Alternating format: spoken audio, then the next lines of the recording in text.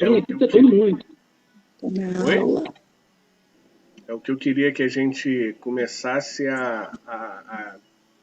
quero falar um pouquinho sobre sobre algumas respostas. Que aí a gente vai clareando mais ainda o que a gente entendeu sobre isso.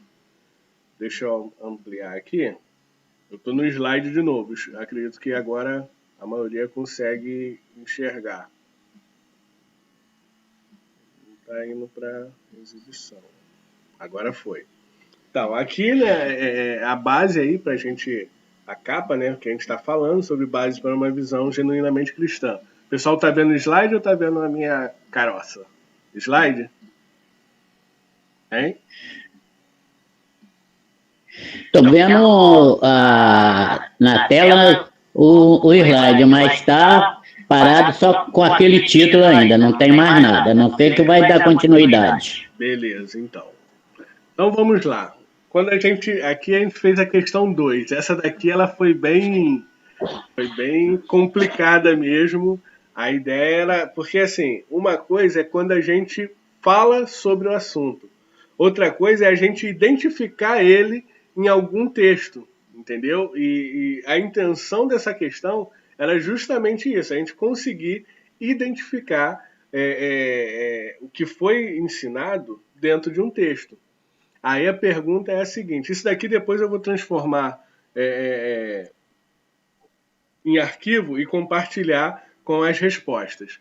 Não as respostas, né, a 1 e a 8, que são assim, de pensamento, né, de reflexão, porque essas eu não sei quem foi quem, então a ideia, como a gente quer manter essa questão do anonimato, eu não vou compartilhar, mas essas de 2 a 7, depois eu compartilho com todo mundo, tá bom? Aí vamos lá. Entra aí, que acho que tem alguém entrando. Entra aí, gente. Deixa eu falar.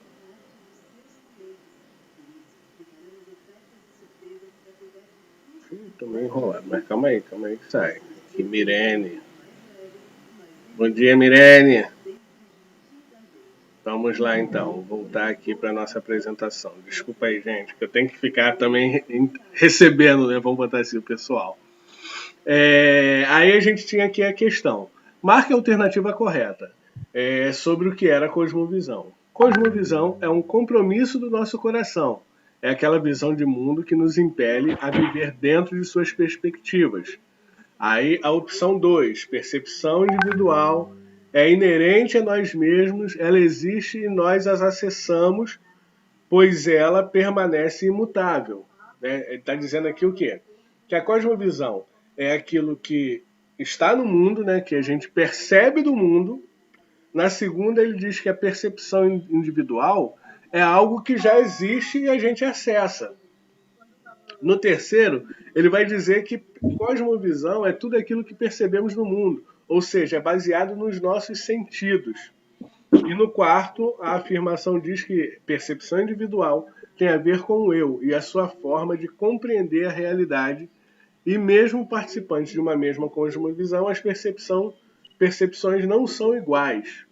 Então, assim, aqui o sentido ficou um pouco complicado mesmo. A ideia era a gente conseguir, como eu falei, a gente conseguir identificar o que a gente está falando dentro de um texto. Que isso também faz parte, né, da nossa, da gente ter conseguido captar o que foi aplicado. E aqui, na verdade, e a maioria acertou, as respostas são a 1 e a 4. Por quê?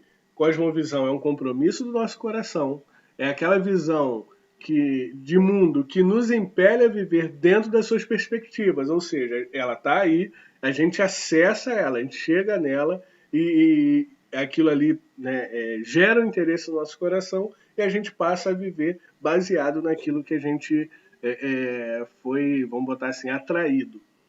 E a 4 também está certa porque percepção individual tem a ver com o ego, e sua forma de compreender a realidade. E mesmo participantes de uma mesma cosmovisão. Depois você vem para assistir aqui um pouquinho com a gente. Presbítero, eu vou pedir para você fechar o microfone. Ok, meu querido. Aí, Desculpa. não, relaxa. Só quando for falar, aí abre e fala, mas É, depois fecha. eu fico, eu fico nessa área de tecnologia, eu fico meio perdido. Relaxa, Eu tenho relaxa. que, para fechar, basta clicar aqui, né? Só clicar no fonezinho, na imagem, tipo um microfone mesmo. Tá bom? Mas relaxa, eu Ok. também, tu vê aqui que eu também tô enrolado aqui, faz parte. Eu também já tô virando tiozão também. Então vamos lá. Aí, né, como eu falei aqui, as duas estão corretas, tá? Tanto a 1 quanto a 4, que fala da cosmovisão como um sistema geral, desculpa estar sendo repetitivo, mas só para a gente concluir, e 4, que tem a ver com o indivíduo, né? Percepção individual é o que eu percebo das coisas, né? Tanto que é o que fala, é o que está escrito ali, que mesmo dentro de uma cosmovisão, a gente tem percepções diferentes das coisas. A gente recebe ou sente as coisas de forma diferente. Então a resposta é a 1 e a 4. Vamos seguir aqui. Questão 3. A cosmovisão não bíblica nos ensina a acreditar em. Aqui também a maioria, né, entendeu a ideia do que uma cosmovisão não bíblica passa. Ela ensina, ela fala da gente viver pelos nossos sentimentos. Né? É o que a gente mais aprende. O que importa é ser feliz. Desde que você esteja feliz, tá tudo bem. E a Bíblia nos mostra que não é assim, né? A gente não vive baseado naquilo que a gente sente, mas sim deve viver baseado naquilo que está escrito. A questão 4. Na questão 4 aqui foi 100%, graças a Deus. Né? Todos têm uma cosmovisão bíblica, tem a Bíblia como verdade incontestável. E isso é uma realidade, é uma verdade incontestável. Se a nossa base, se a gente é cristão baseado, né, bíblico, um cristão bíblico, né, cristão reformado, protestante, enfim, a Bíblia precisa ser para a gente, sim, algo que, vem aí, gente, algo que seja, bem-vindo, Léo, algo incontestável, né? Porque é a base da nossa fé cristã. Vamos seguindo então com o slide aqui, para a gente ir terminando. Faltam só mais 3 questões. Os efeitos da cosmovisão bíblica genuína na vida do cristão são. Aí a gente falou aqui que ela se desenvolve, né? Ela age em nós de uma forma orgânica, ou seja, precisa ser alimentada, dinâmica, porque ela não é estática, né? Ela vai se desenvolvendo, vai crescendo, né, dia a dia, e progressiva, porque tipo assim, ela não retorna. Né? A gente não sai de um estado de graça para voltar de um estado, desculpa o termo, mas de desgraça. Não. A gente continua, né, mesmo que em algum momento as nossas sensações nos sufoquem, como aquele exemplo da parábola do semeador, que ela vai falar de alguém que a semente caiu, ela germinou, só que as dificuldades da vida, os desejos, enfim, tudo isso sufocou de modo que a pessoa não desse mais frutos. Não quer dizer que ela ia ser arrancada e jogada no fogo. Ela só não estava dando frutos. E é isso que a gente falou. Então, aqui, a ideia é o quê? A cosmovisão, ela atua de forma orgânica, dinâmica e progressiva. Também tivemos aqui bastantes pessoas tiveram essa percepção, essa compreensão do que foi ensinado, né, no texto que a gente leu anteriormente. E aqui, essa daqui também tinha, né, uma pequena pegadinha, porque isso aqui era frase diretamente do texto. Quem conseguiu ler o texto, quem chegou a ler o texto, entendeu aqui e completou. Isso aqui tinha a ver diretamente com o texto. É aquela pegadinha de professor, né? De tipo, vamos ver se está todo mundo lendo mesmo. Foi mal aí, gente, mas eu precisei fazer. E aqui o texto, né? Aquele texto que a gente tem como base, ele diz que uma cosmovisão genuinamente cristã precisa se comprometer a levar a cruz de Cristo, ou seja, foi a minoria que marcou isso, mas a resposta certa é a azul, esse barquinho azul, cruz de Cristo, todas as suas áreas, né? A gente está falando, porque assim, quando eu falo luz de Deus, é algo muito subjetivo. Subjetivo assim, não é algo definido. A gente acessa a Deus, a gente se torna filho de Deus, sim, mas por intermédio de Jesus Cristo. Não é simplesmente uma boa vontade do nosso coração. Por isso que a gente precisa sempre remeter o nosso pensamento, né, a nossa forma de pensar à cruz de Cristo. É Ele que é nosso Senhor, né? E é por meio dele que a gente tem acesso a Deus. Isso precisa ser extremamente gravado no nosso coração. Às vezes a gente é tentado a pensar de uma forma um pouco diferente, que agora, poxa, agora eu me relaciono com Deus. Beleza, você se relaciona com Deus, mas por intermédio de Jesus Cristo. A gente... Ah, Cássio, mas isso é óbvio. É óbvio e é uma verdade que precisa ser dita. Eu tive um gestor que ele falava assim, que o óbvio precisa ser falado. E é justamente isso, né? A gente chega a Deus por intermédio de Cristo. Então, todo o nosso pensamento, né, toda a nossa forma de olhar o mundo precisa estar sujeito à cruz de Cristo. Beleza? Essa é a ideia aqui. E na 7, também tem um texto em Gálatas que tem a ver com interpretação, né? Você lê o texto de Gálatas que vai remeter a isso, que é, segundo o texto, qual o sentimento por Cristo uma cosmovisão genuinamente bíblica nos leva?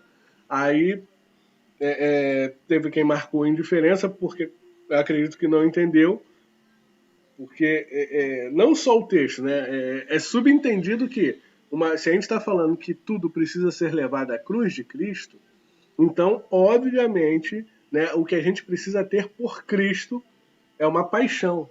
Não tem outra forma.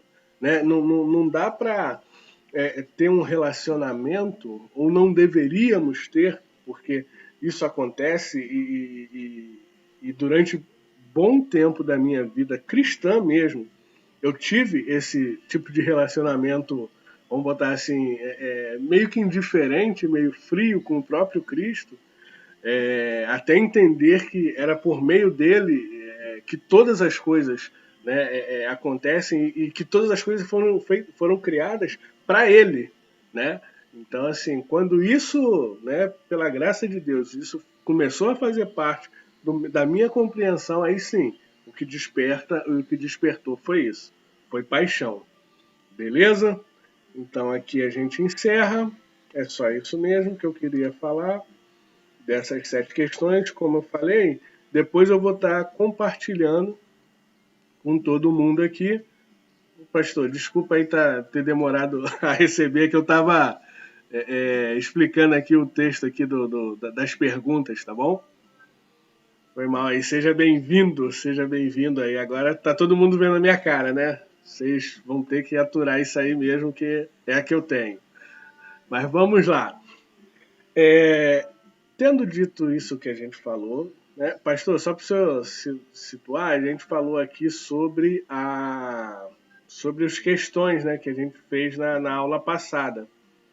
Nós falamos né, fomos dando as respostas dos números de 2 a 7, né, que eram questões mais objetivas e precisava... É importante, né, ter um retorno do que a gente estava falando. Agora, a gente, sem mais demoras, nós vamos entrar... Vocês têm o material aí? O texto, né, o material que a gente está estudando? Vocês têm ele aí à mão, né, ou à vista, enfim? Vocês conseguem acessar ele? Porque seria interessante para a gente ir acompanhando passo a passo. Léo, tem como disponibilizar aí o link para a gente ir lendo passo a passo? Tem sim, vou pegar aqui, só um instantinho. Beleza. Não tem como botar na tela aí não, Cássio? Para compartilhar aí como tu fez aí? Tá, vou fazer isso então. É melhor. Pô, não quero mesmo ver minha cara, né? Eu queria ficar aqui olhando para você. Tô brincando. Não é isso, Cássio. É porque fica mais fácil para quem não tem como fazer isso aí, entendeu? Não, tá certíssimo. Aguenta aí então, que eu vou fazer isso. Melhor. Nem todos têm a mesma habilidade de estar aqui, baixar a tela, olhar o conteúdo. É verdade. Eu faço parte desse grupo, então acho que se colocar aí vai facilitar. A Rosana está dizendo que aqui também, ela também. Então... Na verdade, até eu mesmo faço parte desse grupo também, que eu estou bem enrolado aqui, mas vamos lá. Aqui, cadê? Deixa eu ver. A gente não vai ver seu carão, mas vai escutar sua voz, Cássio. Ah, tá. Só que acho que eu vou ter que aumentar o texto aqui. Vocês já estão conseguindo ver a tela? Estão conseguindo ver? Eu tô. Beleza. Tá muito pequeno o texto, né? Vou ter que aumentar, não é isso? Deixa eu aumentar aqui um pouquinho. Mas dá pra gente mesmo colocar o Zoom, Cássio. De qualquer forma, já coloquei o link lá compartilhado, tá? Para quem quiser. É isso que eu ia falar. Dá para botar o zoom, a gente abre, né? Aí dá para ver maior. Ah, é? Mas aqui também deu uma aumentada. Que aí acho que fica melhor pra gente ir falando sobre ele. Vamos lá. Nessa parte agora, vai ser, assim, importante, né, a participação, porque a construção da ideia do que a gente vai falar aqui tem a ver com a participação de todos. Então, assim, quem puder e quiser já pode ir falando alguma coisa aí sobre o que a gente for abordando. Eu vou ler o texto, né, e a gente faz a leitura bíblica e tenta aí chegar num consenso da interpretação, beleza? Diz assim, ó, uma cosmovisão, na parte 1 aqui, uma cosmovisão genuinamente cristã precisa ter como verdade incontestável a Bíblia Sagrada. Não tem outra forma, não tem nada físico que revele Cristo a não ser as palavras que ele mesmo inspirou. Então a gente já começa aqui, né, com esse texto. Eu queria pedir aos irmãos, agora eu me acertei aqui, dá para ir trocando a tela. Vamos abrir lá então, primeiro, no texto que está proposto, em 1 Timóteo 3,16. Quem pode abrir aí para a gente fazer essa leitura, por favor? 1 Timóteo 3,16. E outro já abre em João 5, Evangelho de João 5, versículos 39 e 40. O primeiro vai em 1 Timóteo 3,16. É um versículo também bem referência para isso, quando ele fala de toda a escritura inspirada, né? Quem achou aí o texto pode abrir o microfone e ler aí pra gente iniciar o debate.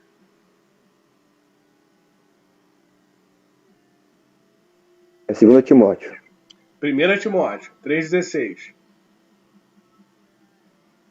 2 Timóteo. 2 Timóteo?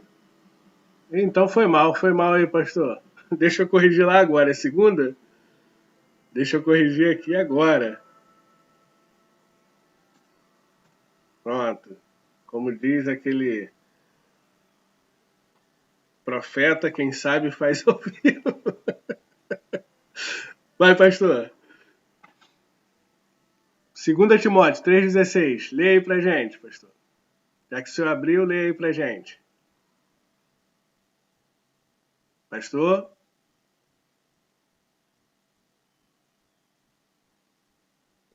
Toda escritura é inspirada por Deus. É isso?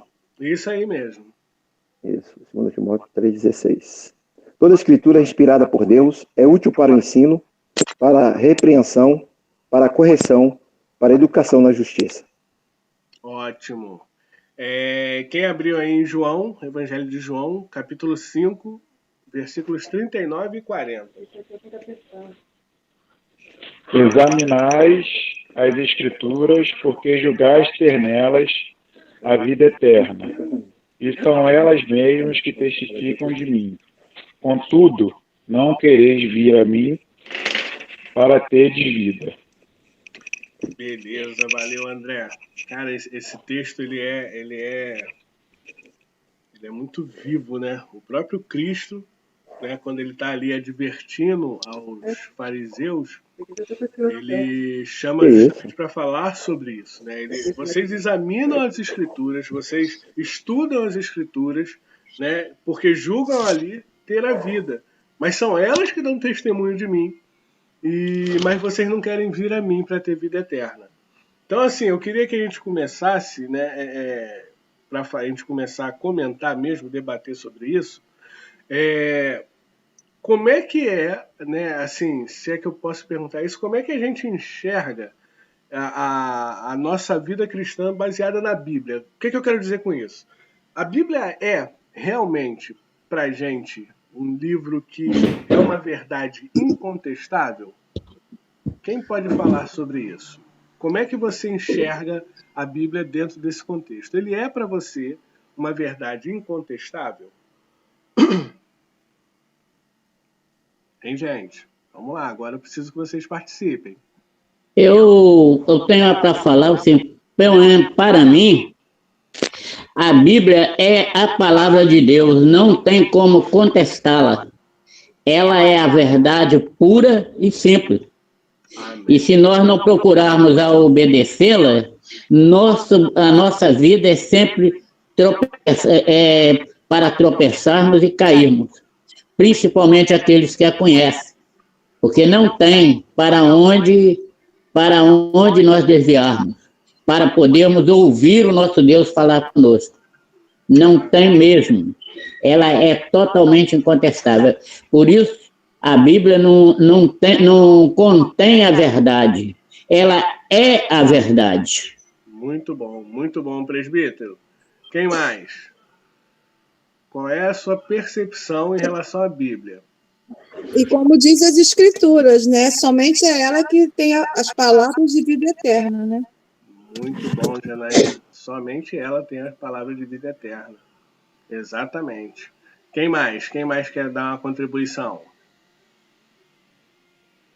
Vamos lá, gente. Assim, eu acho assim, com certeza, eu tenho a Bíblia como incontestável, como palavra de vida eterna, como a verdade absoluta, né? Como a própria palavra testifica dela mesma, dizendo que conhecereis a verdade vos libertará. Então, só através da Bíblia que a gente consegue se libertar, só através da palavra de Deus que a gente consegue ver essa verdade. E a Bíblia por si só, na verdade, os acontecimentos, né, os fatos que ocorreram durante a história, eles mesmos vêm para ratificar o que a Bíblia diz, né? Então não tem como contestar. O homem tenta provar por meio de ciência, por meio de explicações, por meio da razão humana, porém sempre ele vai estar se retornando à Bíblia, o que a Bíblia diz, né?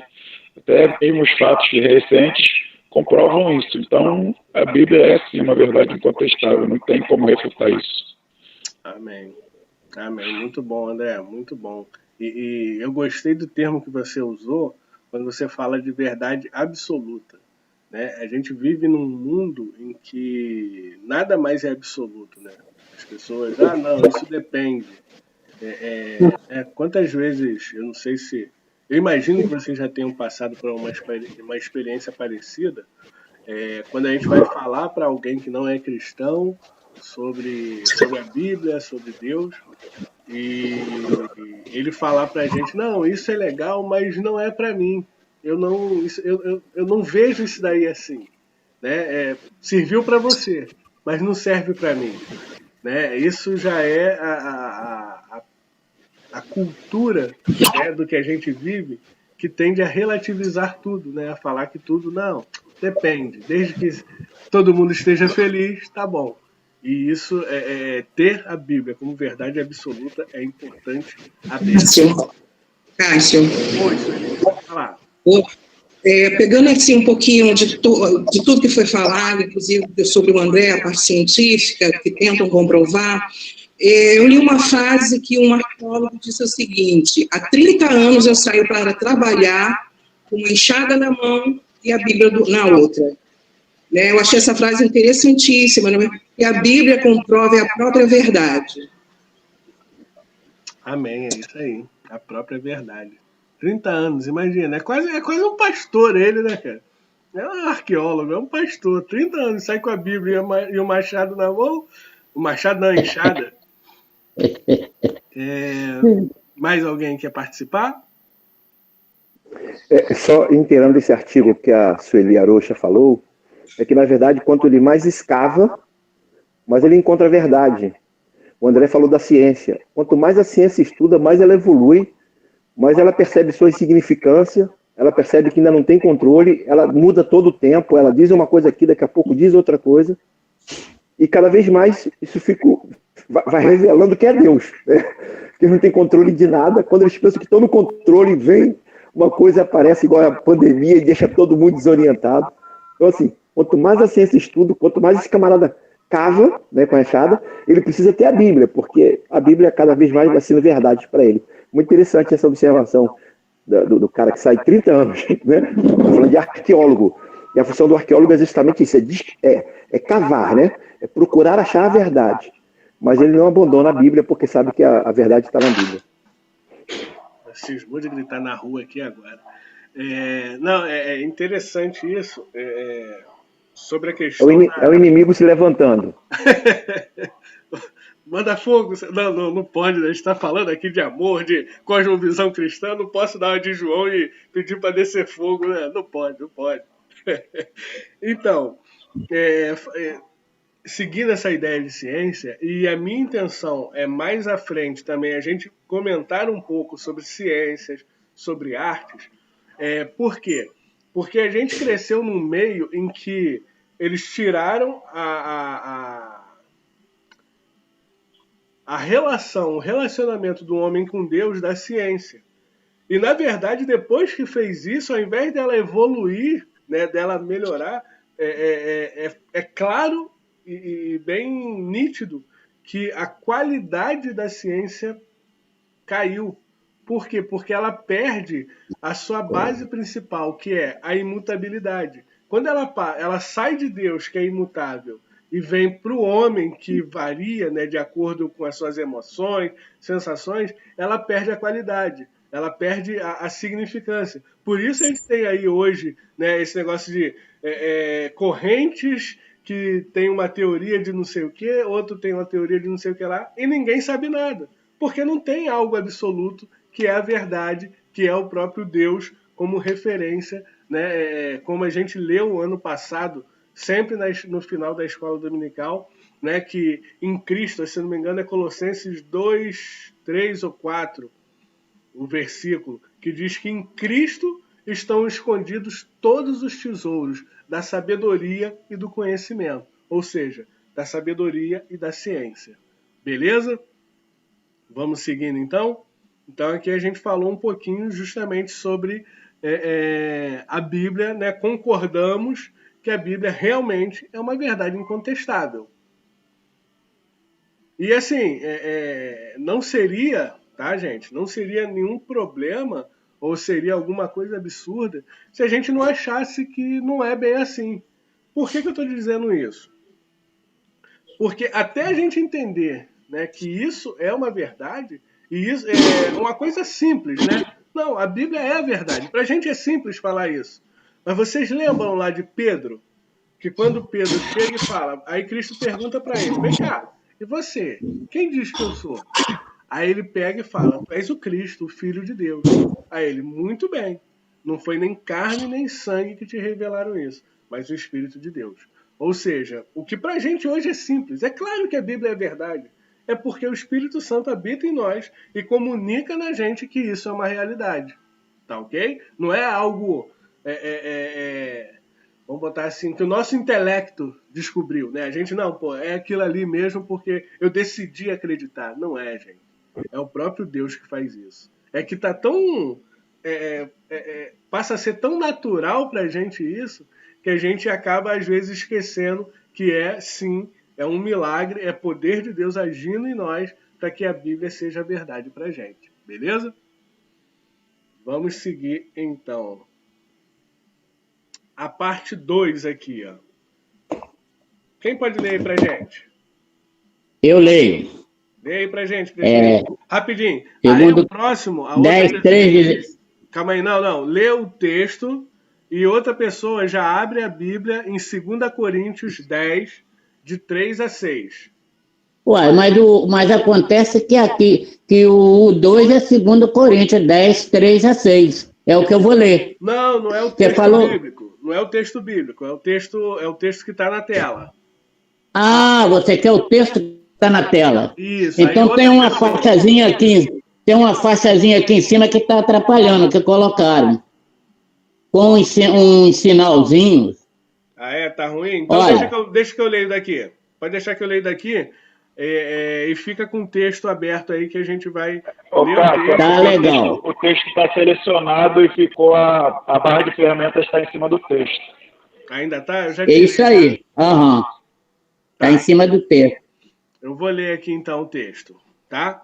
Ó, uma cosmovisão genuinamente cristã precisa sempre ponderar, ou seja, analisar, pensar, né, avaliar se ela está contida no Evangelho e não apenas contém o Evangelho.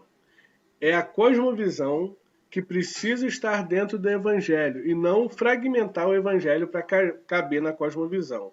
Ou seja, o que a gente está falando aqui foi algo que o presbítero Gediel falou aí no começo, que a gente não... Na Bíblia, ela não contém a verdade, mas ela é a verdade. E quando a gente vai falar sobre estar contido, é justamente isso. Né? O que a gente está fazendo?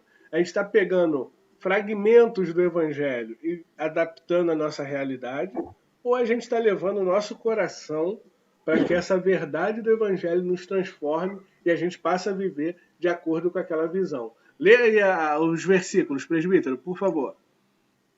Porque, embora andando na carne, não militamos segundo a carne, porque as armas da nossa milícia não são carnais, e sim poderosas em Deus, para destruir fortalezas, anulando nós os sofismas e toda altivez que levam contra o conhecimento de Deus, e levando cativo todo pensamento à obediência de Cristo, e estando pronto para punir toda desobediência, uma vez completa a vossa submissão. Eu acho esse texto maravilhoso, gente. Obrigado, presbítero. Eu acho esse texto maravilhoso, né? Que ele fala que a gente, através da palavra de Deus, precisa levar cativo, ou seja, né, aprisionado, todo o pensamento à obediência de Cristo. Né? É justamente isso, né? Quando a gente fala de uma cosmovisão, né, cristã, de uma visão completa de mundo baseado na Bíblia, que a gente já entendeu que é uma verdade, a gente precisa levar a nossa mente, né, os nossos pensamentos à obediência de Cristo.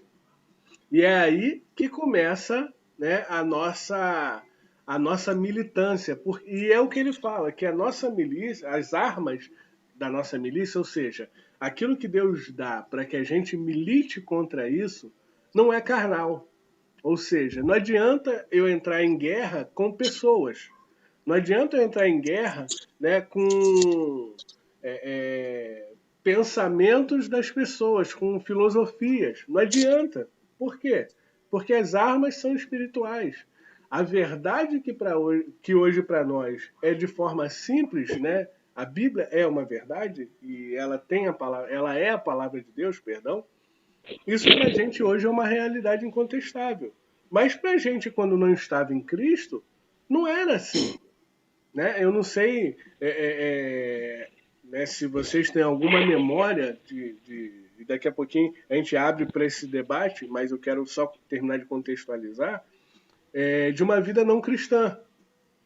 Mas, e mesmo dentro da igreja, não estou falando fora da igreja não, tá, gente? Porque, assim, eu também, eu venho aí dessa vivência no Evangelho, basicamente desde a infância, né? Uns períodos oscilando entre sair e ficar, mas a realidade, né? O entender que eu preciso estar submetido à visão, né? A percepção de mundo que a Bíblia nos ensina, tendo a Bíblia como base, foi recente. Então, assim, realmente é uma questão espiritual, né? Paulo vai falar sobre isso em outros momentos também, discursar sobre isso, que são armas espirituais. E elas só se fortalecem de forma espiritual. Não tem outra forma, né, disso enraizar no nosso coração, como eu costumo dizer aqui, por exemplo, por osmose, né? Sem a gente ter o hábito de meditar. A gente está falando de um relacionamento com Deus. E só vai acontecer se adequar, né? A gente só entra para essa cosmovisão, só se torna inserido nela à medida que a gente se relaciona. Tendo dito isso... Só pegar um gancho aqui rapidinho. Você Sim, falou, claro. eu posso? Então, aqui, no próprio versículo 4 aqui que foi lido, né? Porque as armas da nossa milícia não são carnais, e sim poderosas em Deus para destruir fortalezas, anulando nós sofismas.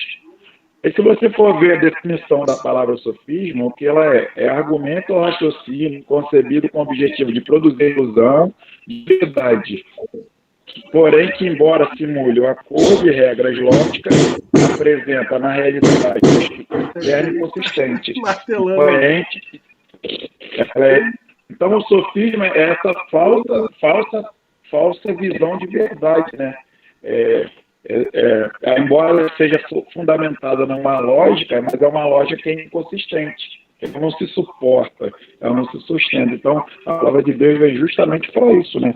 Para quebrar, para acabar com o sofisma, que é essa falsa visão de verdade que nós tínhamos antes, e agora, depois que você conhece a verdade e é liberto através da verdade, que é a palavra de Deus, que é, né, através do Espírito Santo, que abre os seus olhos, e desconstrói esse sofisma, que é essa falsa visão de verdade que você tinha anteriormente.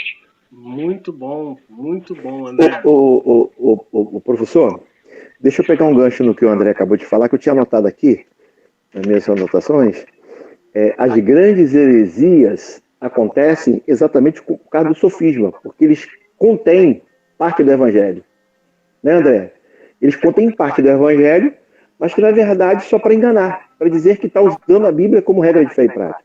Então, as grandes heresias acontecem justamente pelo sofisma. Eles criam uma aparência de verdade e muitos seguem esse caminho. Haja vista a quantidade de religiões que nós temos hoje, que falam em nome de Jesus, que leem a Bíblia, mas que não tem nada a ver. Na verdade, né? Ah, sim, aí a Rosana está lembrando aqui, por favor, como está bem fechado, eu vou falar essa experiência. Domingo agora, quando eu falei sobre Noé, quando terminou, a gente para sempre para conversar, para falar da mensagem. Ela virou para mim, olha bem, uma senhora de 84 anos. Ela virou e perguntou assim, a vida toda eu fui na igreja católica, por que eles nunca me ensinaram isso? Eu ainda não respondi, porque levaria tempo para responder. Aí a Rosana, porque eles não têm interesse de ensinar a verdade. E aí, André, sofisma, eles pegam parte para ensinar, como se fosse verdade, e uma multidão segue. Foi muito interessante. Eu ainda estou processando isso aqui para ir lá, para conversar com ela, porque a igreja católica não conta essa história de Noé que ela ouviu domingo. E ela está lá a vida toda, 84 anos.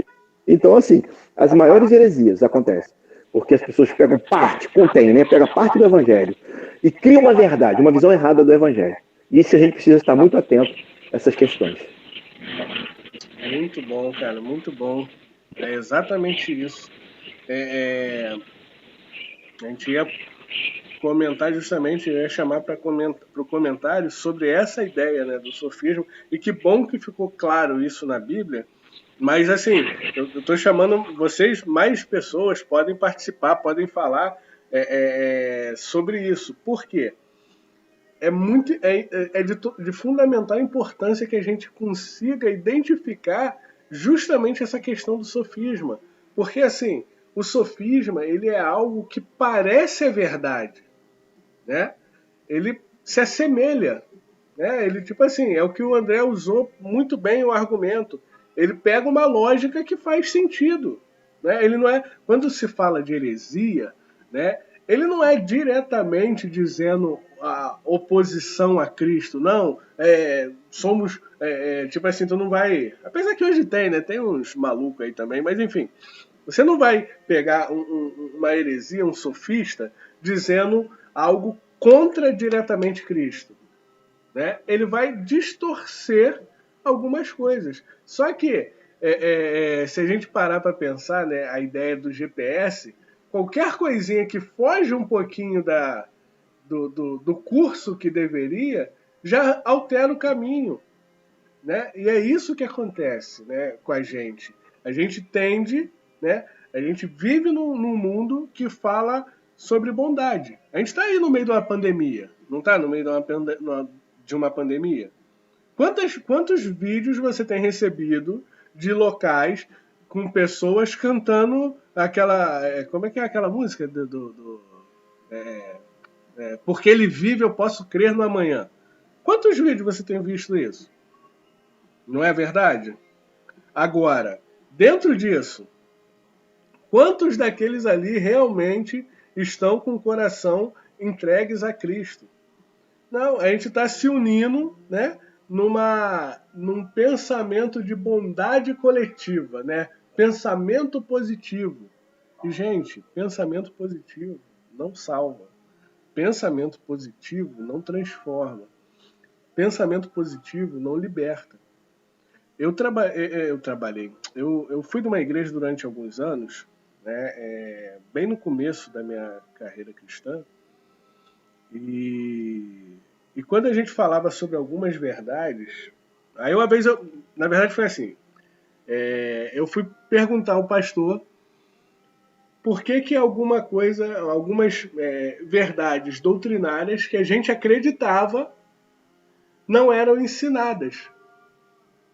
Por exemplo, a questão da mudança pelo arrependimento, que é básico para a gente, né? A gente é transformado por se arrepender dos nossos pecados, né? E isso para ele era uma dificuldade de ensinar, porque ele falava que se as pessoas soubessem disso, olha a ideia, gente, olha o perigo que é o sofisma. Se as pessoas tivessem noção de que precisavam se arrepender apenas, o negócio ia ficar, sabe, sem freio. As pessoas cada um ia fazer o que quisesse. Ou seja, negava-se a verdade, ensinava uma doutrina humana que parece ser boa, só porque não queria dar a liberdade das pessoas entenderem que a vida de pecado ou não também é responsabilidade delas. Percebe o problema do sofisma, que é justamente isso que o André falou. Ele parece a verdade, ele se aproxima, mas ele na verdade não é. Léo, quer falar alguma coisa? Queria pontuar, fazer duas pontuações, na verdade. Como a gente está falando de cosmovisão, é sempre importante a gente ter em mente duas coisas. Uma é que a verdade, como a gente bem falou aí, ela é revelada pelo Pai, né? É Deus que revela a verdade para os seres humanos. Não é a igreja presbiteriana, não é a igreja reformada. É claro, a palavra de Deus não contém na Bíblia. A Bíblia é a palavra de Deus, como o irmão Gediel disse claramente e perfeitamente. Só que tem muitas igrejas, como o pastor Daniel aí citou, a Igreja Católica Romana, né?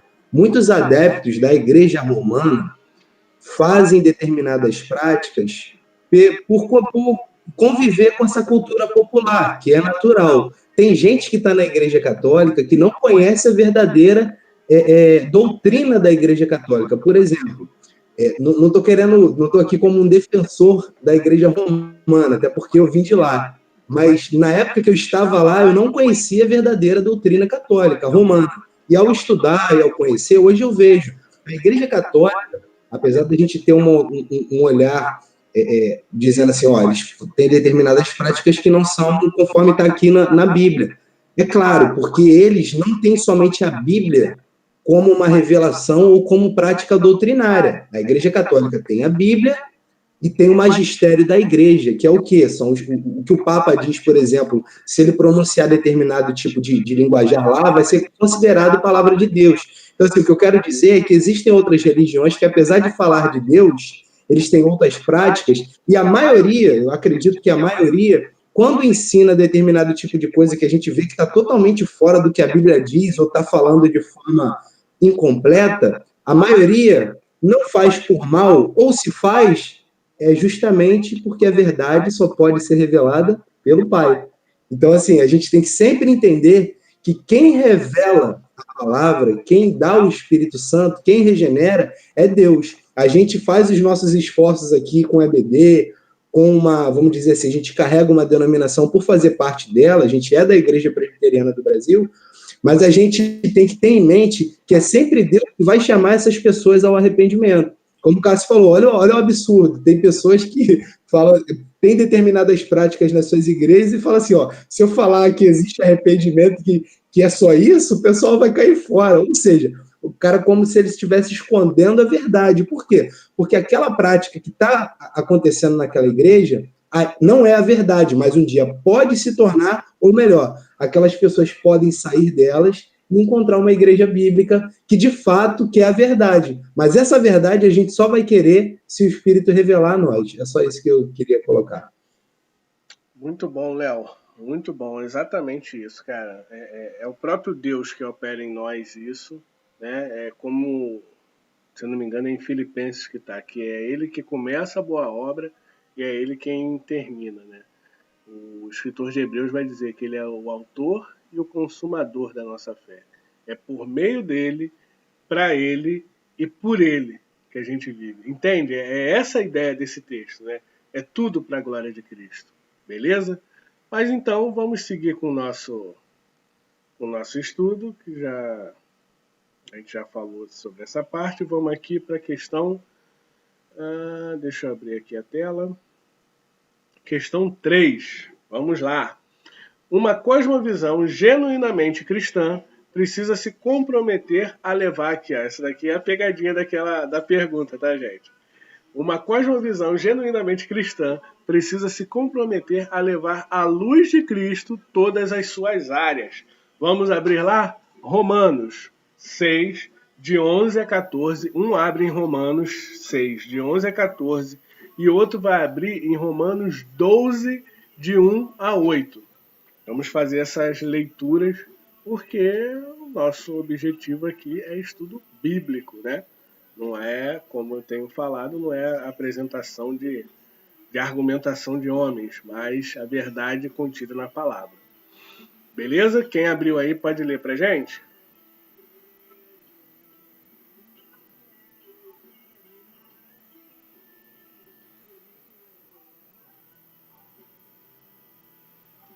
Romanos 6, de 11 a 14, Romanos 12, de 1 a 8.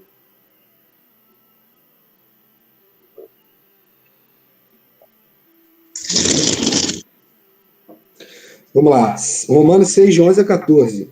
Assim também, vós considerai-vos mortos para o pecado, mas vivos para Deus em Cristo Jesus.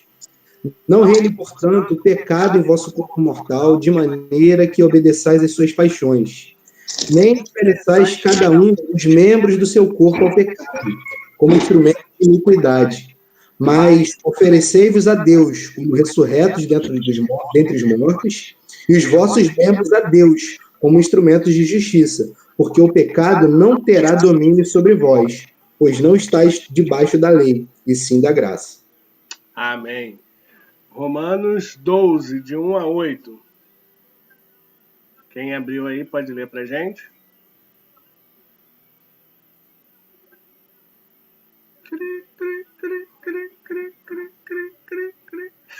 Quem abriu aí? Rogo-vos, pois, irmãos, pela misericórdia de Deus, que apresentei o vosso corpo por sacrifício vivo, santo e agradável a Deus, que é o vosso culto racional. E não vos conformeis com esse século, mas transformai-vos pela renovação da vossa mente, para que experimenteis qual seja a boa, agradável e perfeita vontade de Deus. Porque pela graça me foi dada, digo a cada um de vós, que não pense de si mesmo além do que convém. Antes, pense com moderação, segundo a mediação da fé que Deus repartiu a cada um. Porque assim, como um só corpo, temos muitos membros, mas nem todos os membros têm a mesma função, assim também nós, conquanto muitos somos um corpo em Cristo e membros uns dos outros. Tendo, porém, dons segundo a graça que nos foi dada. Se profecia, seja segundo a proporção da fé. Se ministério, dediquemo-nos ao ministério. O que ensina, esmere-se em fazê-lo. E ao que exorta, faça-o com dedicação. O que contribui com liberalidade, e o que preside com diligência. Quem exerce misericórdia com alegria. Amém.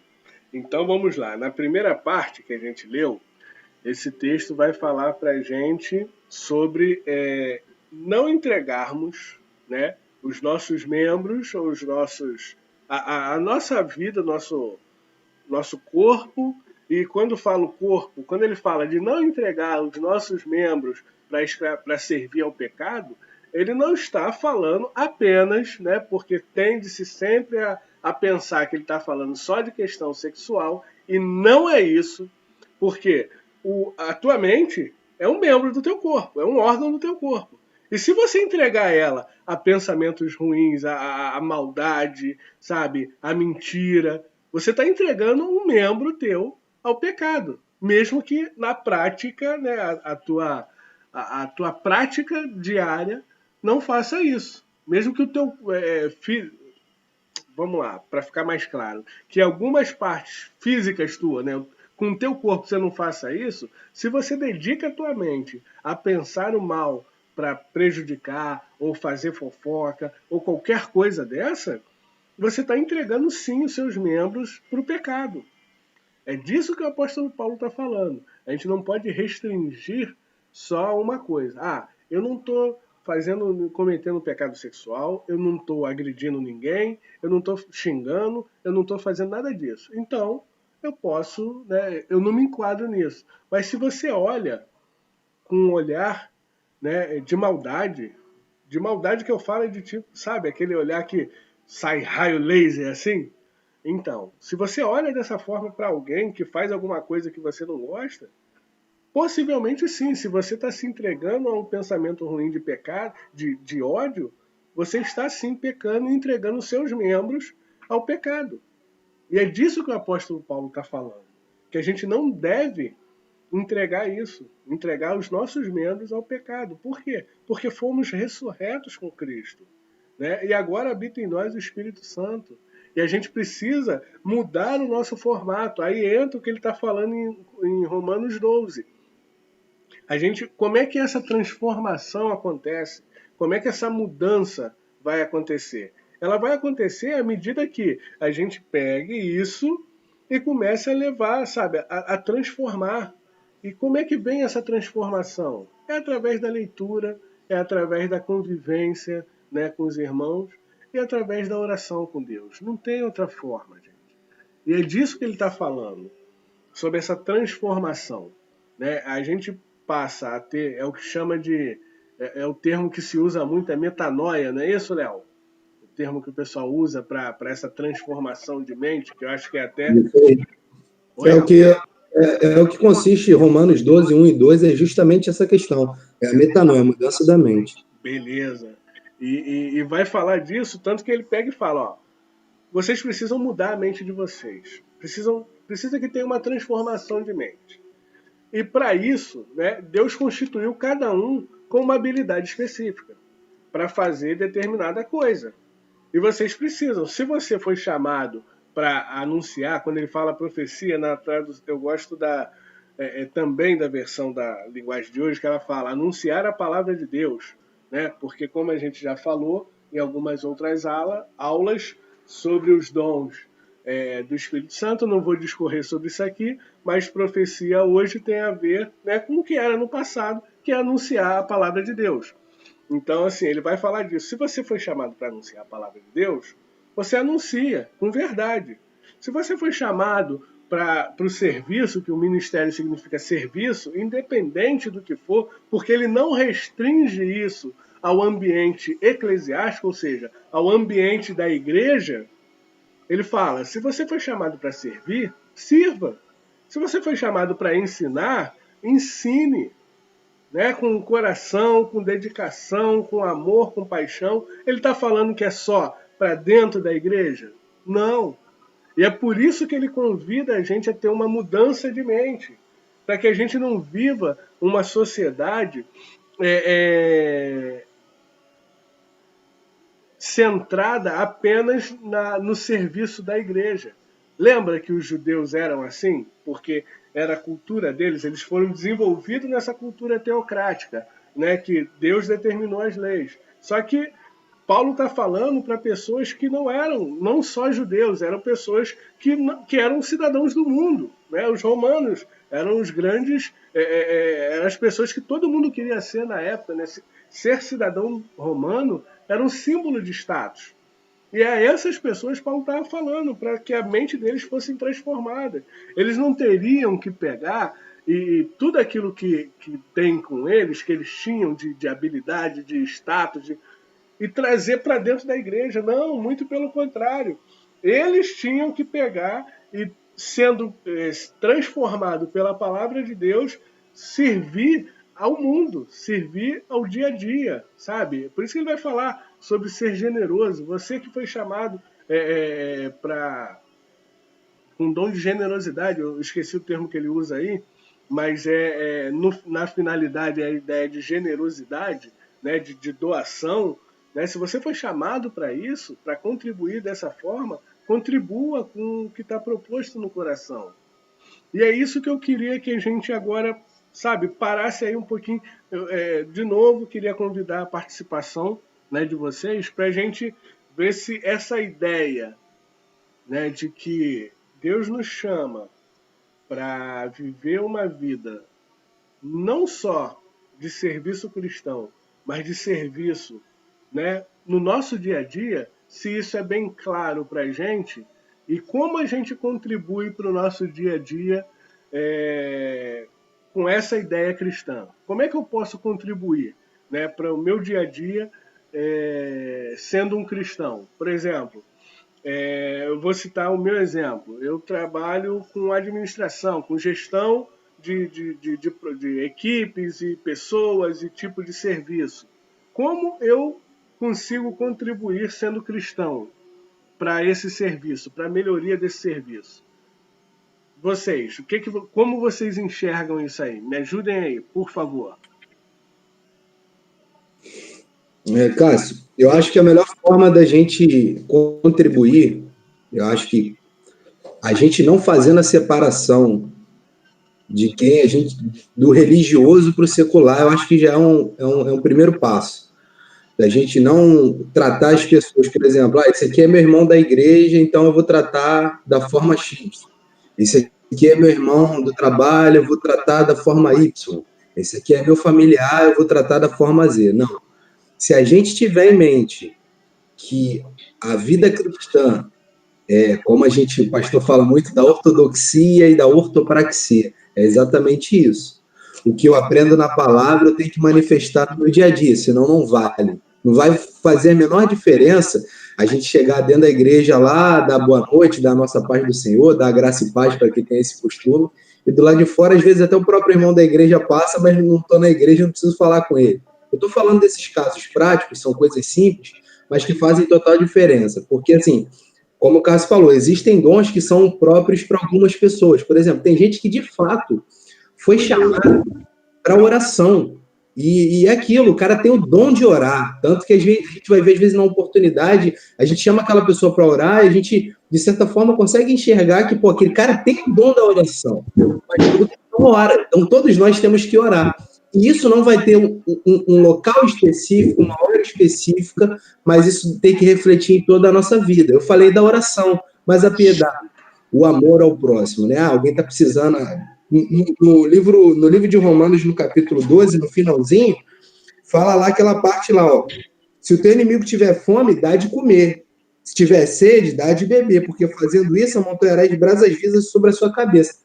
A gente não pode fazer acepção de pessoas no sentido de amar. Nunca, nunca. Isso daí nunca. A gente tem que fazer. O nosso amor tem que ser manifestado na igreja, dentro de casa, no trabalho, em todas as formas. O Martinho Lutero usou um termo muito legal, quando acho que a maioria das pessoas já ouviu falar no diálogo que ele teve com o sapateiro, né? Parece que o sapateiro foi perguntar como que ele faria para manifestar de alguma forma a glória de Deus vendendo sapato. Aí o Lutero parece que falou, ó, faz o melhor sapato que você puder fazer e venda por um preço justo. Ou seja, assim você está fazendo o que tem que ser feito. Porque se você vender um sapato por um preço justo e fazer o sapato da melhor forma, você está amando o seu próximo.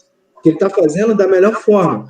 Aí, levando para o meu lado de trabalho, eu trabalho com TI, eu trabalho atendendo usuários, clientes e colegas de trabalho. Eu entendo que da melhor forma que eu posso servir a Deus no meu trabalho é atendendo as pessoas da melhor forma possível, como eu gostaria de ser atendido. Porque é aquilo, quando eu sirvo na igreja, eu gosto de cantar, gosto de falar assim e tal, eu faço da melhor forma porque eu amo fazer isso, eu gosto de tocar o instrumento. Então, quando eu for servir no meu trabalho, eu também vou fazer da melhor forma para que a glória de Deus seja manifestada. Antigamente, no início da caminhada cristã, eu fazia as coisas muito assim, eu tenho que fazer, no sentido de cobrança. Só que não pode ser no sentido de cobrança. Isso daí tem que soar de uma forma leve, porque o evangelho ele é leve. Quando ele causa metanoia na gente, na nossa cabeça, ele transforma a gente de uma forma que como que as coisas fluam naturalmente, não como um senso de obrigação. Porque senão as pessoas vão fazer assim, eu não vou fazer o bem, porque senão Deus vai me condenar ao inferno. E não é isso, o evangelho não é isso. O evangelho é uma transformação de fato. Então, assim, nós fomos transformados para as boas obras. E não fazemos boas obras para ser salvos. A boa obra, a piedade, os nossos bons relacionamentos, só serão concluídos de fato se Deus de fato transformou a gente. Até aqui. Muito bom, cara. Beleza, Léo. É exatamente isso, cara. A gente é chamado para servir, né? Independente de que, não, é só na igreja. Não, a gente é chamado para servir. E servir pessoas, né? O mundo não é feito de coisas, é feito de pessoas. Ele é construído, as coisas são construídas por pessoas. E essas pessoas precisam ser alcançadas. E só se a gente tiver essa compreensão do todo do Evangelho que a gente consegue entender que esse todo do Evangelho que a gente consegue realmente viver uma vida de serviço às pessoas. Beleza? Vamos seguir então? Ou alguém quer mais algum comentário? Não, só complementando aqui, né, o que o Léo falou, lá em 1 Coríntios 10 está escrito assim, né, 10 no 31. Portanto, quer comais, quer bebais, ou façais outra coisa qualquer, fazei tudo para a glória de Deus. 32. Não vos torneis causa de tropeço, nem para judeus, nem para gentios, nem tampouco para a igreja de Deus. Assim como também eu procuro em tudo ser agradável a todos, não buscando o meu próprio interesse, mas o de muitos, para que sejam salvos. Então é isso aí, né, cara? Assim, todas as coisas que a gente vai fazer na nossa vida, como o Léo falou aí, seja tocar o instrumento na igreja, seja ser um bom profissional na sua área, seja ser um bom vizinho, que não vive arrumando contenda com o seu vizinho, que não vive virando a cara para o seu irmão na rua. Acho que todas as coisas que a gente vai fazer na nossa vida tem que ser feita de maneira excelente, né? Feita com excelência, porque a própria palavra de Deus fala que qualquer coisa que a gente faça tem que ser para a glória de Deus, tem que refletir o mover de Deus na nossa vida. Então, se nós queremos demonstrar que nós somos verdadeiramente cristãos, não podemos ficar reclusos a dentro da igreja. Então tem que ser em todos os segmentos da nossa vida, justamente para estar abençoando outras pessoas e através do nosso testemunho elas possam alcançar a palavra de Deus. Nós sabemos que é Deus que é o Espírito Santo que convence, mas nós somos instrumentos disso. Através de nós também muitas pessoas podem ter essa vontade, né? Então, é isso aí, acho que é isso. O resumo é esse, fazer todas as coisas de maneira excelente, como se fosse para o Senhor, para glorificar o nome dele, né? Amém. Amém. Ô Cássio, Eu. eu vejo que tanto a fala do Léo quanto a fala do André caminhou na mesma direção. Mas não é tão simples assim. Eu cresci dentro do Evangelho com duas diferenças, né? Do sagrado e o secular. Eu cresci assim, do sagrado. Não, essa roupa aqui é do sagrado. E qualquer outra coisa poderia ser. E depois que eu cheguei, estudando a Bíblia e tal, isso já adulto, depois de sei lá, mais de 20 anos, que eu vi um pastor pregando isso já na igreja presbiteriana, que ele falou assim, olha, você só tem uma vida. Porque eu lembrava que ele me provocou muito, porque quando eu jogava bola, né, eu era um júnior baiano, né, e para mim o futebol era para homem.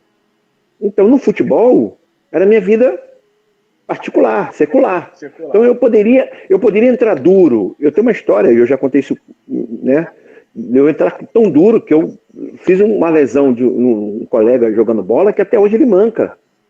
Esse cara não teve promoção, não teve nada, né? Porque eu levava uma vida religiosa, mas que eu fazia essa diferença. Então, no futebol, o futebol é para homem. Então, se a pessoa entrou ali, eu posso bater, porque ali é para isso. E quando eu vi essa mensagem aqui na igreja presbiteriana, Reverendo Jonas Machado, ele me mexeu muito comigo. Eu fui para casa pensativo, caramba, o que é isso? Então, não é bem assim que eu penso? Então, assim, hoje eu vejo com muita naturalidade muita gente vivendo esse evangelho, na igreja e fora da igreja. Aqui perto de casa, as pessoas quando me veem no domingo arrumado, me chamam de pastor. Mas quando eu saio para fazer minha caminhada, de camiseta, boné, óculos escuros quando está no sol, olha para mim, parece que me reconhece. Parece que eu desfigurei, não sou mais pastor porque eu estou daquele jeito. Então, assim, a gente está lidando, eu vi que o pensamento, né, convergiu na mesma direção, mas, querido, não é uma realidade. Não é tão simples assim. Não é o que a gente vive, e até mesmo no nosso meio. Pessoas que são sorridentes ali, abraçam todo mundo, mas com os seus vizinhos são péssimos. Dentro de casa com os seus, são horríveis, são truculentos. É muito escasso, é muito sério. O que a gente leu tanto em Romanos 6 e 12, cara, na prática, isso aqui precisa estar aqui, ó. É a metanoia, é mente e coração, cara. Eu sou uma pessoa, eu sou do Senhor. Eu sou a pessoa que Deus me escolheu, né? Que a minha mente já está para Ele. Mas no dia a dia, cara, pô, isso é complicado demais. É muito difícil.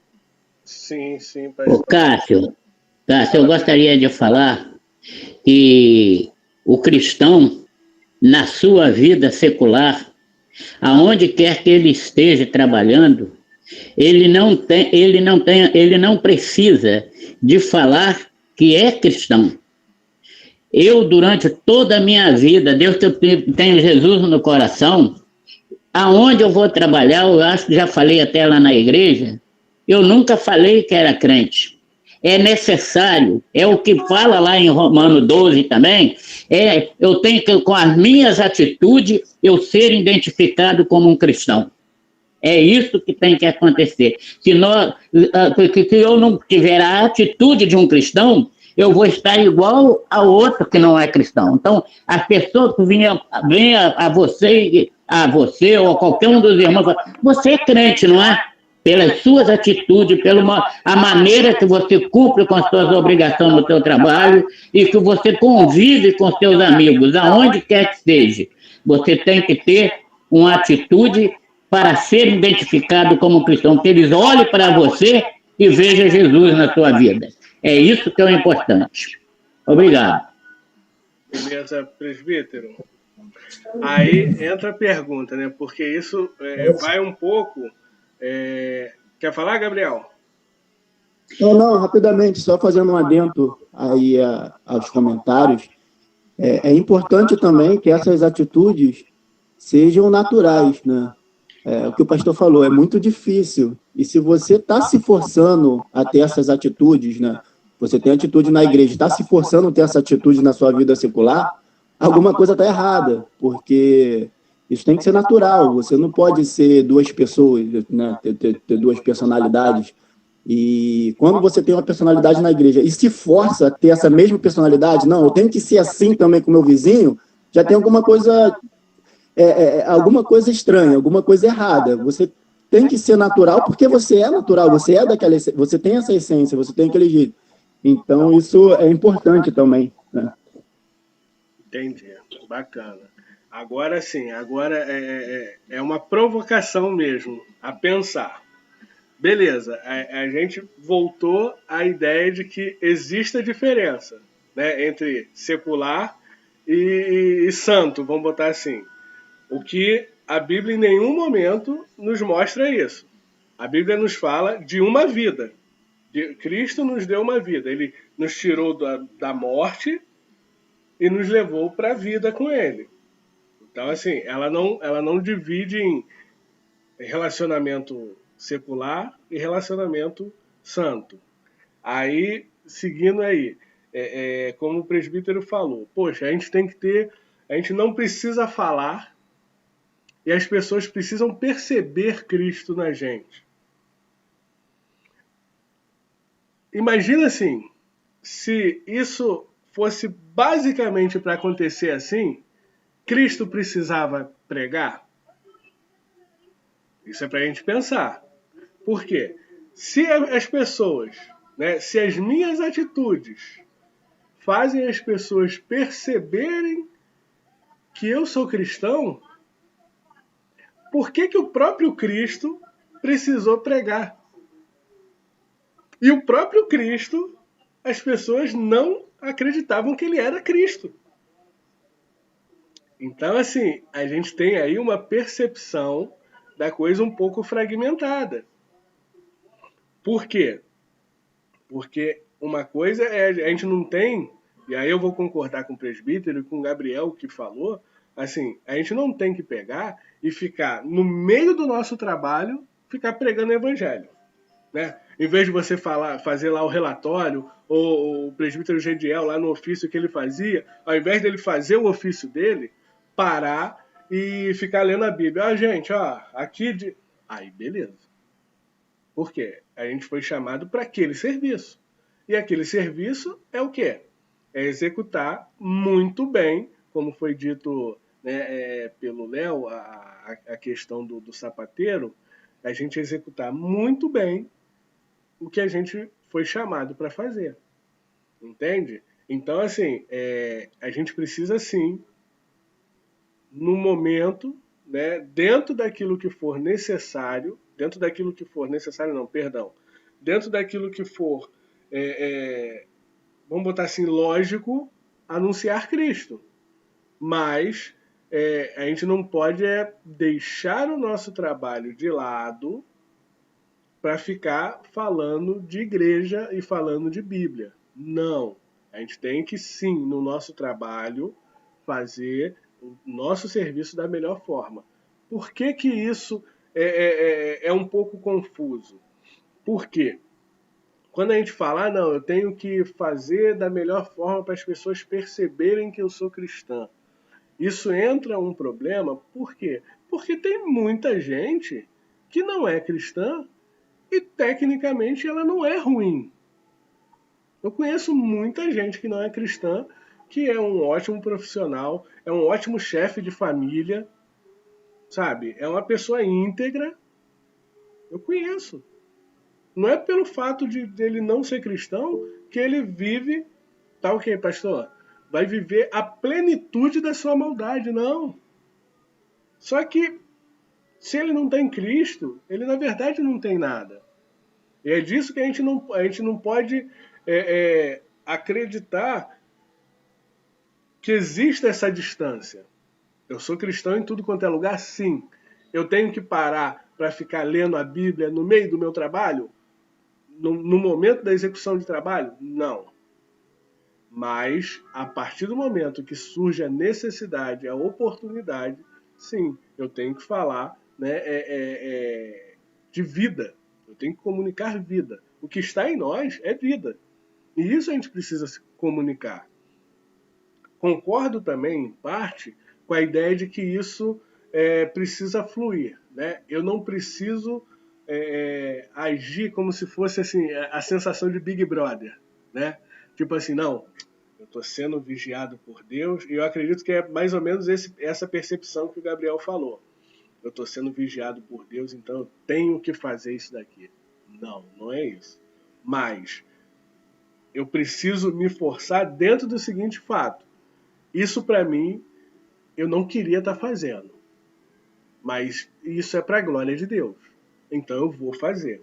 Nesse contexto, sim, a gente precisa se forçar.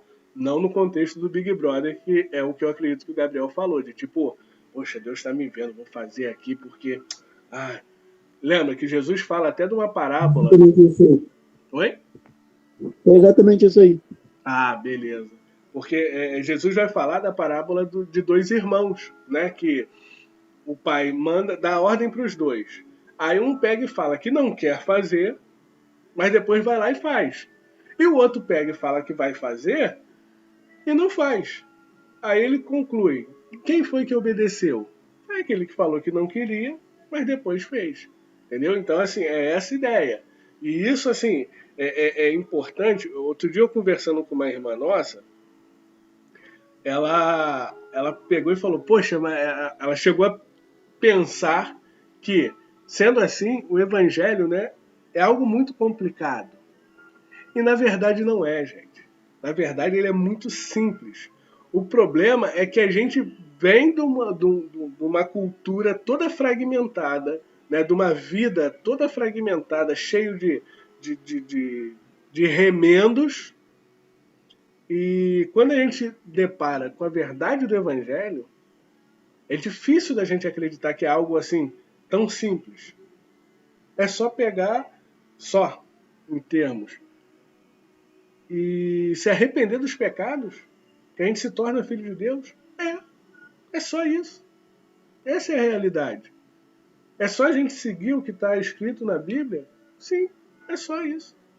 Só que a gente tem acumulou tanta coisa ao longo do tempo, que pra gente é difícil jogar isso fora. Foi a analogia que eu fiz, é como se a gente estivesse no meio do oceano com um barco, né, e precisava tirar as coisas pra gente conseguir, pra gente não naufragar. Aí o que a gente faz? Ao invés de a gente sair jogando tudo fora para aliviar o peso, a gente quer escolher o que a gente quer jogar fora.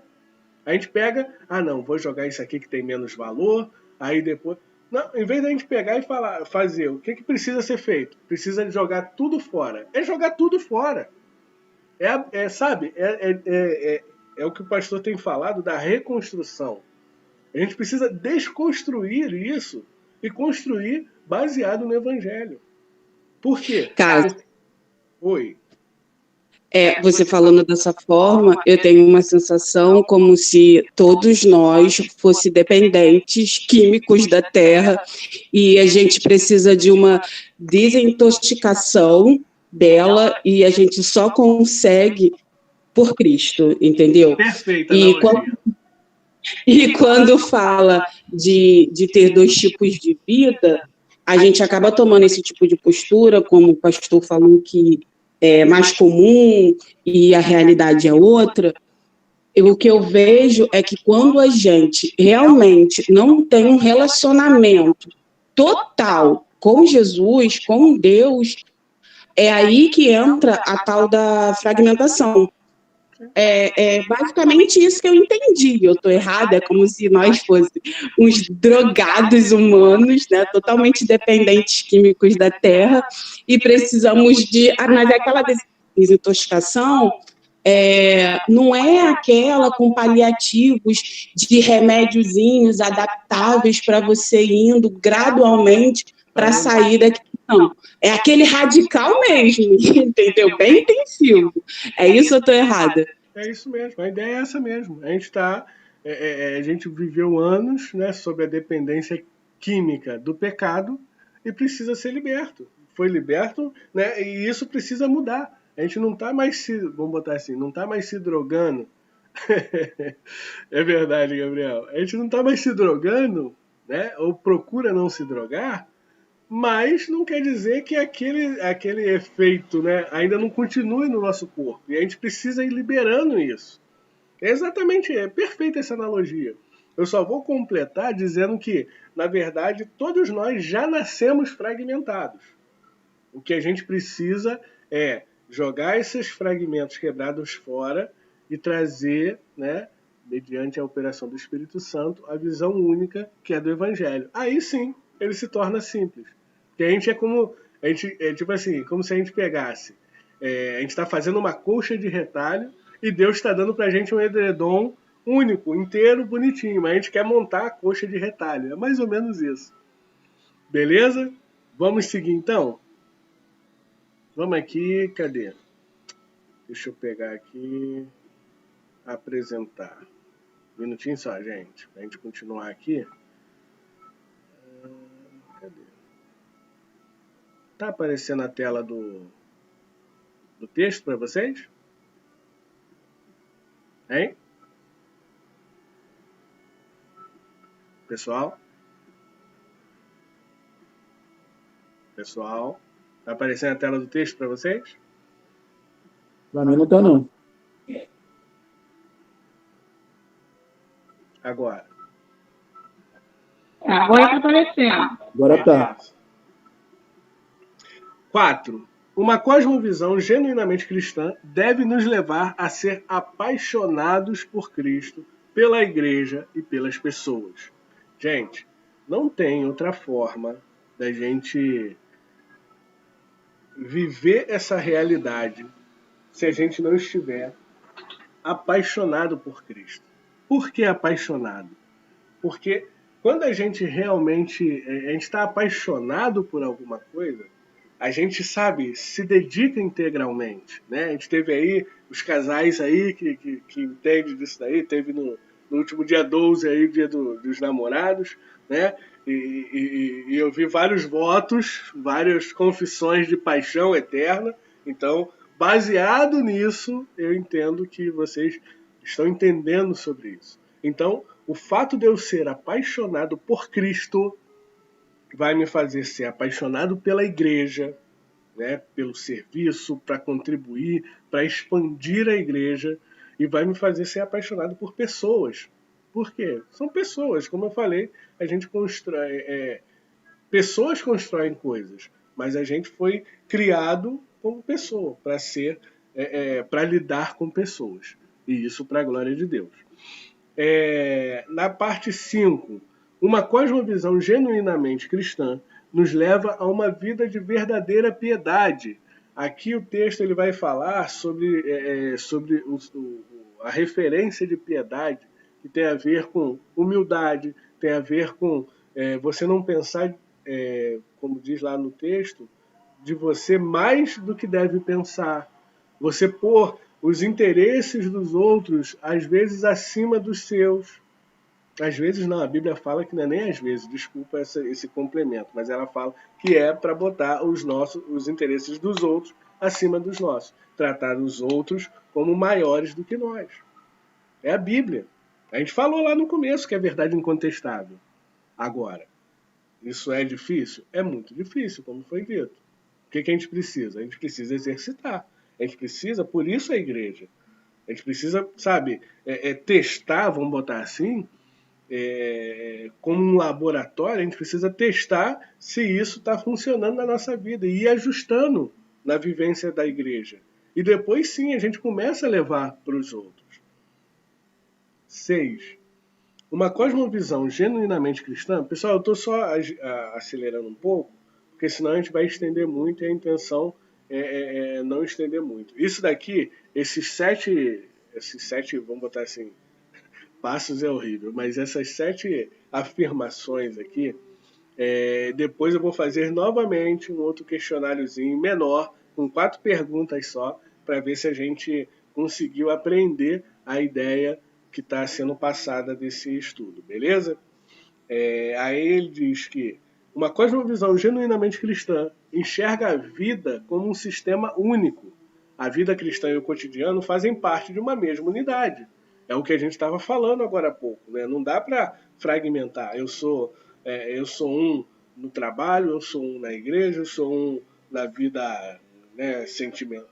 Não dá. A gente é uma pessoa só. Nós somos uma pessoa só. Jesus nos resgatou como um só.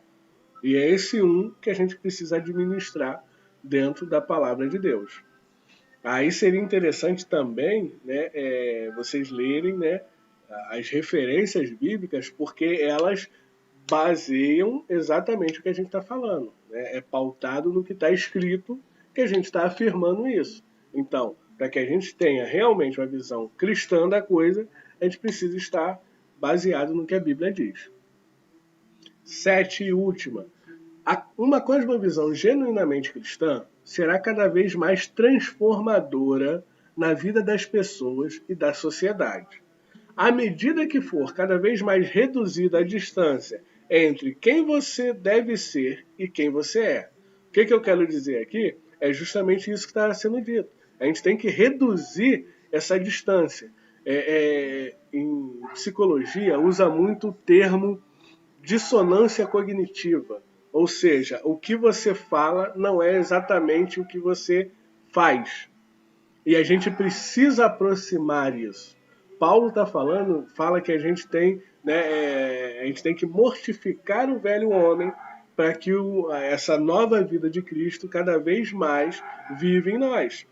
Mas isso acontece como? À medida disso, você identifica essas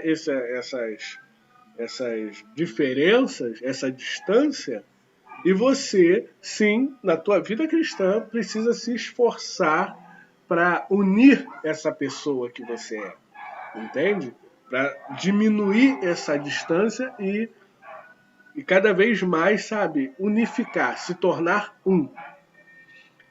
Aí eu completo. E quanto mais próxima de você as pessoas estiverem, mais será perceptível as rachaduras.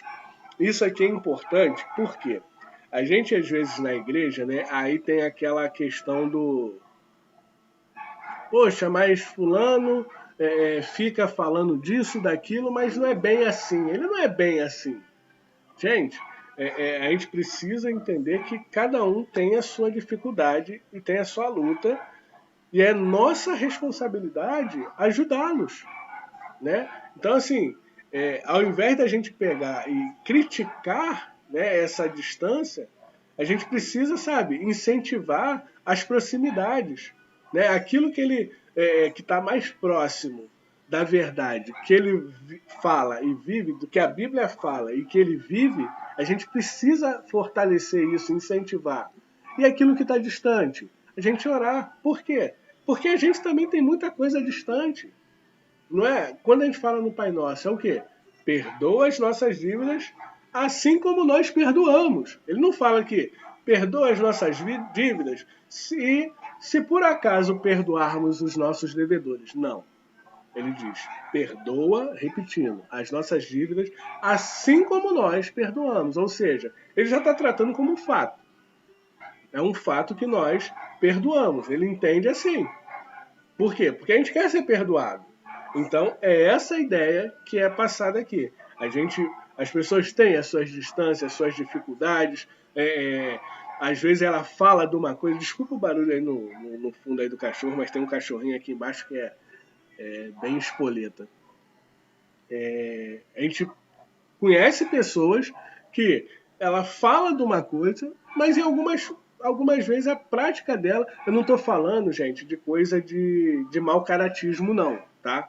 Não estou falando tipo, eu sei que a pessoa rouba e eu vou ter que aturar. Não é disso que eu estou falando. Mau caratismo, existe lei. Eu estou falando de dissonância mesmo, sabe? A pessoa, ela fala de amor, ela quer viver esse amor, mas muitas das vezes ela não consegue, ela acaba se tornando grosseira. Sabe? E isso é a coisa mais difícil. Por quê? Porque é a maior realidade que a gente vive hoje. Né? As pessoas, sabe, ou são muito omissas, ou acabam explodindo. Né? O pastor tem falado direto aí, não, porque eu pego quando é para falar a verdade, eu falo mesmo, eu falo... Gente, é para falar a verdade sim, mas é para falar a verdade em amor. É isso que a Bíblia está falando. E amor, né, tá falando de delicadeza, de gentileza, de bondade, de boa intenção. Qual é a intenção, qual é a intenção pela qual a gente às vezes fala a verdade para os outros? É de verdade, na intenção mesmo de construir?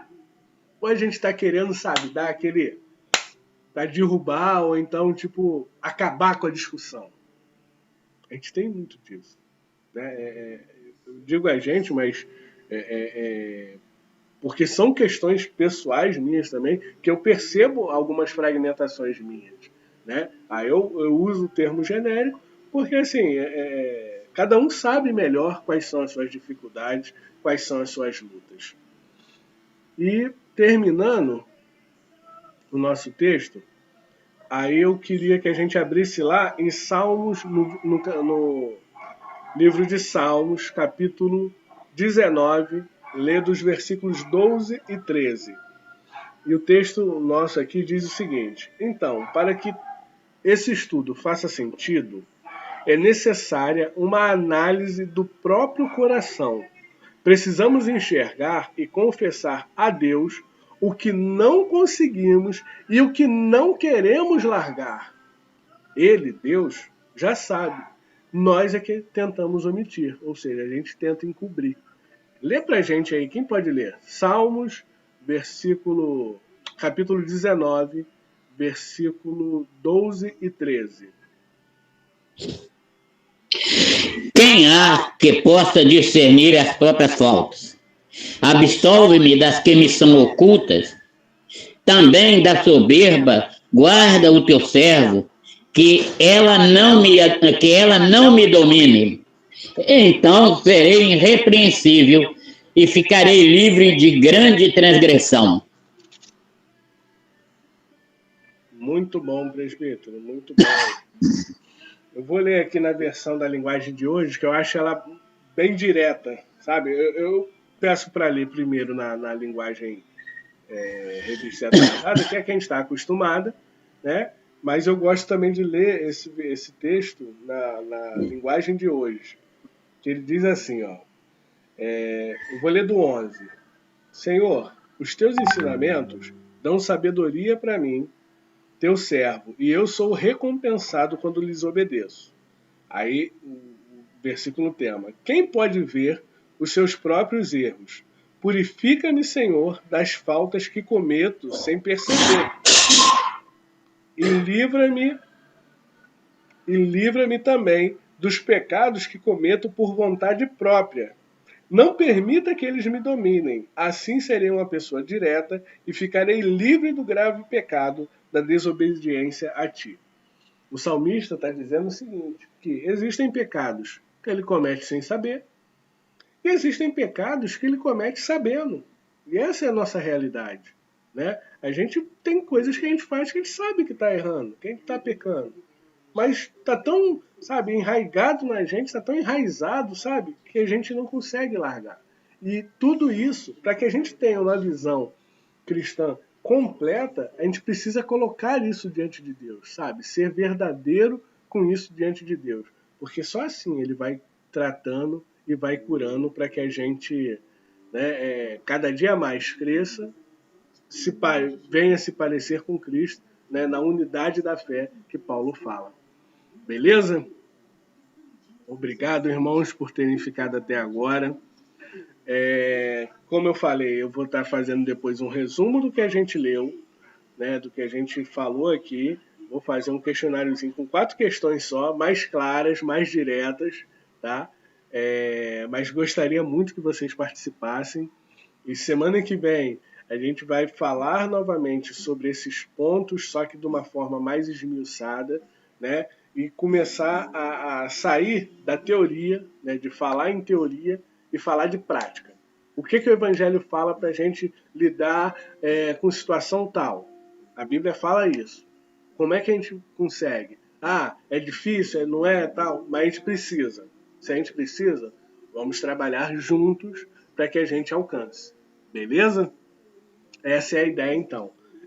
Eu queria fazer uma oração para a gente encerrar, agradecendo aí a participação de todos, dos presbíteros, da Priscila, Alessandra, Janaína, Tamires, Elza e Sueli, que estão ali na duplinha Cosme e Damião. Cosme e Damião é horrível, né? Leonardo com Marcela e a galera toda aí. Mirene também. Cheio de graça. Tem que ter, né? Tem que falar uma abobrinha no final, né? Não tem jeito. Mas agradeço aí a participação de todos vocês, a Alessandra também, não sei se eu falei, mas repito. E peço que Deus abençoe. Vamos orar? Pai Santo, é no nome do Senhor Jesus, ó Deus, que nós entregamos esse momento de aula ao Senhor. Ó Deus, tudo que foi dito, que foi falado, que foi lido na Tua Palavra, ou seja, validado com a Tua Palavra, o que te pedimos, ó Deus, é que o Teu Espírito Santo, que é quem realmente transforma, que é quem realmente ilumina o nosso coração e nos faz enxergar as trevas que tem nele. Ó Deus, nós te pedimos que o Senhor, através do Teu Espírito Santo, ó Deus, possa nos abrir o entendimento, ó Deus, possa gravar no nosso coração essas verdades, ó Deus, e nos ajudar, ó Deus, em unidade, como igreja, Senhor, a superar essas dificuldades e assim cada dia mais, ó Deus, construirmos uma cosmovisão única do Teu reino, ó Deus, para que possamos viver baseados na Tua Palavra. Toma, Deus, o nosso domingo nas Tuas mãos, toma a nossa semana, abençoa com a Tua graça, abre portas, ó Deus, a nós que precisamos, ó Deus, ajuda e socorre, ó Deus, a nós que estamos aflitos, ó Deus, livra-nos de todo mal, a nós que, ó Deus, nos expomos diariamente, ó Deus, sê conosco, ó Deus, e continua nos abençoando. Toma, ó Deus, aqueles que precisaram sair, ó Deus, e nos conduza, Senhor, durante essa semana, para a glória do Teu nome, e que à noite, ó Deus, possamos estar também unidos online, ó Deus, cultuando o Teu santo nome, ouvindo a Tua palavra, e isso para a glória do Teu nome. Por tudo, Senhor, te agradeço, no nome santo e poderoso do Senhor Jesus. Amém. Valeu, irmãos. Um abraço a todos, beijo para quem é de beijo, abraço quem é de abraço, e tchau. Fui. Fiquem com Deus. Amém. Abraço. Tchau, tchau. Tchau. Bye, bye. Até a próxima.